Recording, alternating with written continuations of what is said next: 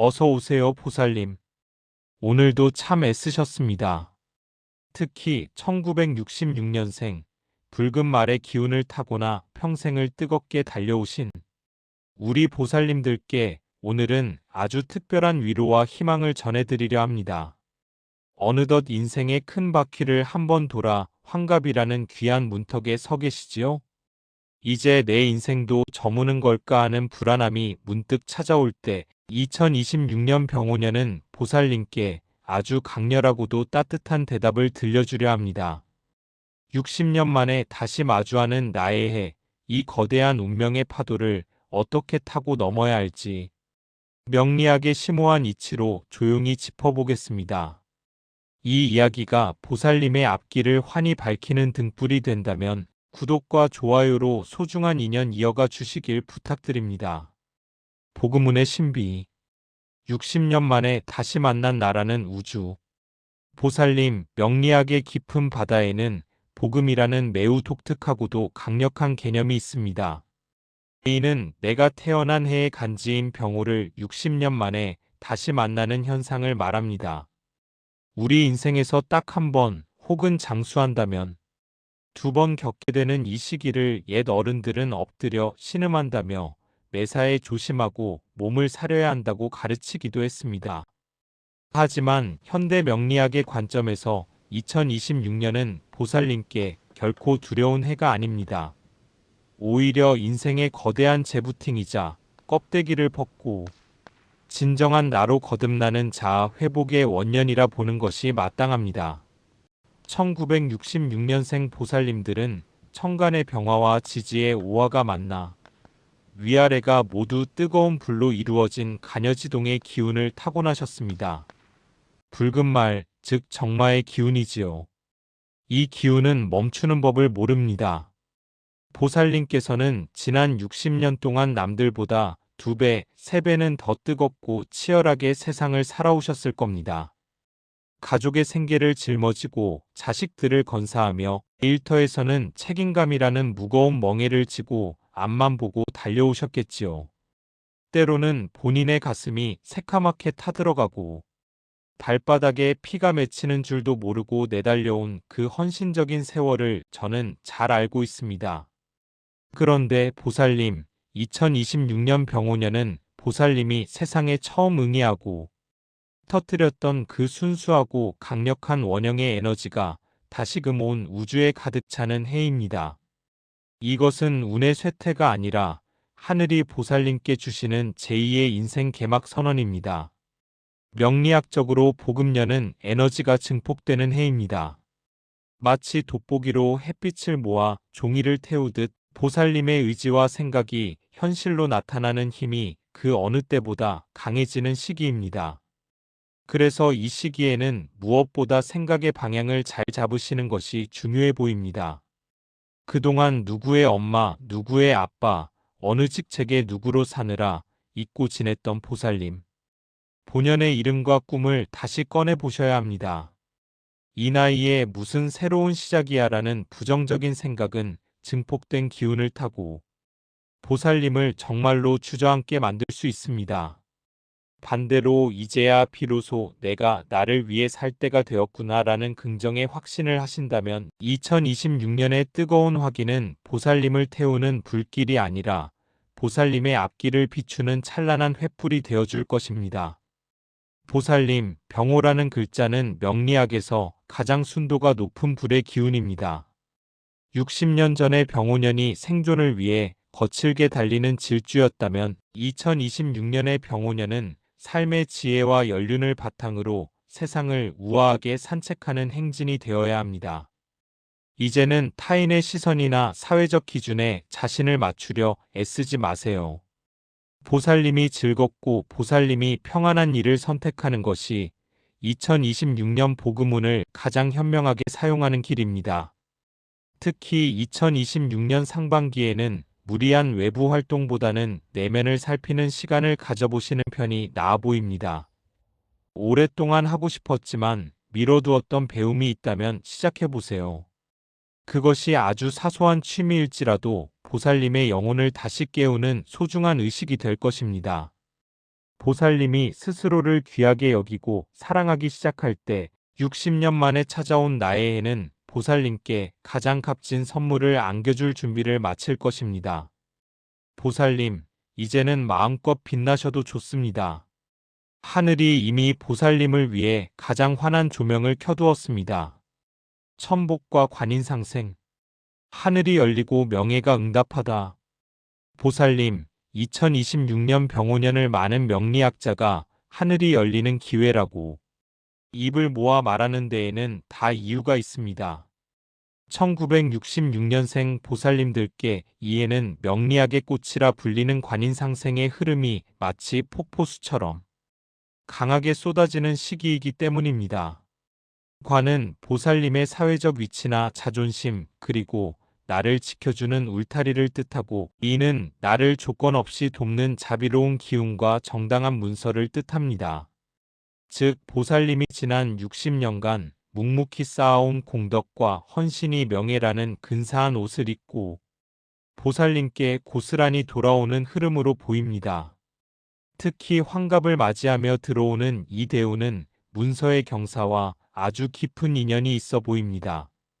그동안 팔리지 않아 속을 썩이던 부동산이 있다면 예상치 못한 시기에 좋은 주인을 만나 해결될 가능성이 있고 상속이나 증여 등 재산상의 흐름이 보살님의 권리를 찾는 방향으로 부드럽게 정리될 것으로 보입니다.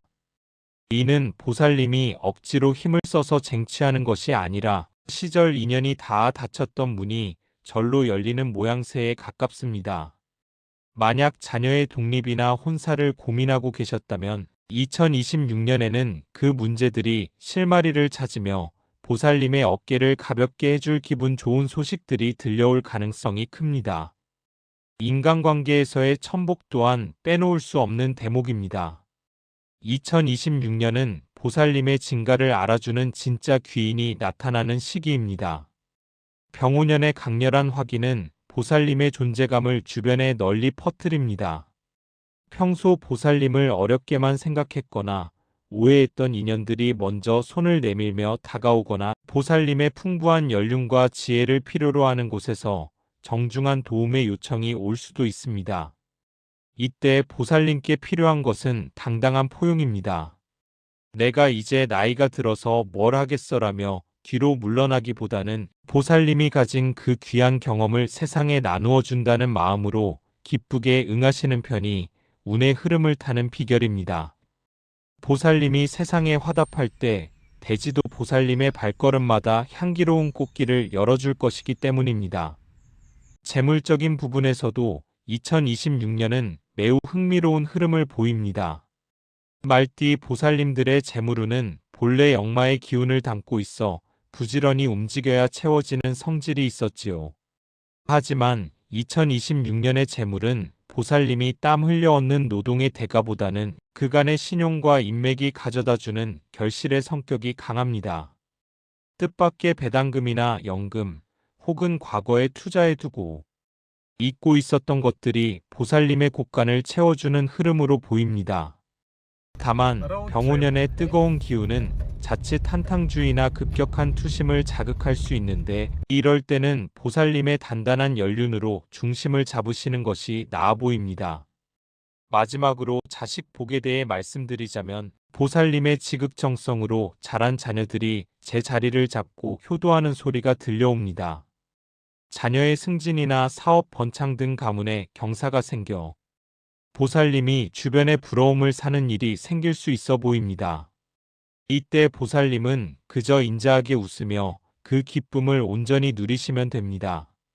보살님이 지난 세월 참 잘 살아오셨다는 증거를 하늘이 자손을 통해 보여주는 것이니까요. 2026년은 보살님이 세상의 중심에서 박수받는 해입니다. 그 박수 소리를 겸손하게 하지만 아주 기쁘게 받아들이십시오. 하늘은 보살님이 그 선물을 누릴 자격이 충분하다고 말하고 있습니다. 비움과 채움의 미학, 12운성 제왕의 품격을 완성하는 법.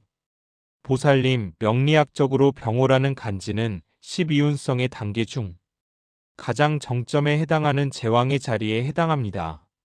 제왕이란 무엇인가요? 가장 높은 곳에 앉아 천하를 호령하는 만물의 영장입니다. 1966년생 보살님들께 2026년은 인생의 황혼기가 아니라 사실은 인생 전체를 통틀어 가장 강력한 권위와 힘이 보살님의 손안에 쥐어지는 시기입니다. 하지만 보살님, 왕의 자리가 진정으로 빛나고 오래 유지되는 비결은 그 힘을 마음껏 휘두를 때가 아니라 오히려 그 힘을 절제하고 아래를 굽어 살피는 덕에 있음을 기억하셔야 합니다. 2026년의 기운은 청강과 지지가 모두 불로 이루어져 매우 건조하고 뜨겁습니다. 보살님의 사주에 이미 불이 많으시다면 이 해에는 화가 치솟아 금을 녹이거나 술을 말려버리는 현상을 세심하게 경계하셔야 합니다. 가장 먼저 챙기셔야 할 것은 역시 건강입니다. 기운이 머리로 치솟기 쉬운 해이므로 혈압이나 심혈관, 계통, 혹은 안과 질환이나 불면증처럼 열기로 인해 생기는 증상들을 미리미리 살피시는 편이 나아 보입니다. 무리한 운동으로 땀을 비 오듯 쏟는 것보다는 이른 아침 숲길을 걷거나 잔잔한 물가를 바라보며 마음을 가라앉히는 것이 보살님의 대운을 지켜주는 가장 큰 방패가 될 것입니다. 또한 이 시기에는 비워냄으로써 채워지는 역설을 몸소 경험하시게 될 겁니다. 지난 60년을 살아오며 가슴속에 켜켜이 쌓아두었던 미움, 억울함, 그리고 자식에 대한 지나친 걱정들을 이제는 용광로 같은 병오년의 불길 속에 던져버리셔야 합니다. 불은 모든 것을 태우지만 동시에 모든 것을 정화하여 순수한 상태로 되돌리는 힘이 있습니다. 과거의 상처를 이 뜨거운 운의 흐름 속에 태워 없애버리세요. 보살님이 마음의 집을 깨끗이 비울 때 그 빈자리에 비로소 60년 만에 찾아온 진정한 천복이 가득 채워지게 됩니다. 사회적인 활동이나 가정 내에서의 역할에서도 박수칠 때 떠난다는 말처럼 조금씩 후배나 자녀들에게 자리를 내어주고 보살님은 지혜를 빌려주는 조력자의 자리에 머물러 보시는 것은 어떨까요? 제왕은 직접 칼을 들고 전장에 나가지 않아도 그 존재만으로 위험이 서는 법입니다. 보살님이 한 걸음 뒤로 물러나 여유로운 미소를 지으실 때 오히려 사람들은 보살님을 더 존경하며 찾게 되고 보살님의 명예는 더욱 드높아질 흐름으로 보입니다. 실천적인 개운법으로는 집안에 맑은 물이 담긴 수경식물을 두거나 옷차림의 차분한 푸른색이나 보라색 계열을 활용하여 지나친 화기를 다독여주는 것이 좋습니다. 하루에 한 번 거울 속에 자신을 보며 애썼다, 참 장하다라고 이름을 불러주며 축복해주세요. 보살님의 내면이 단단하고 평온해질 때 2026년의 기적 같은 기회들은 보살님의 손을 결코 놓지 않을 것입니다. 하늘은 스스로를 사랑하고 귀하게 여기는 사람에게 가장 귀한 선물을 가장 먼저 내려준다는 사실을 잊지 마십시오.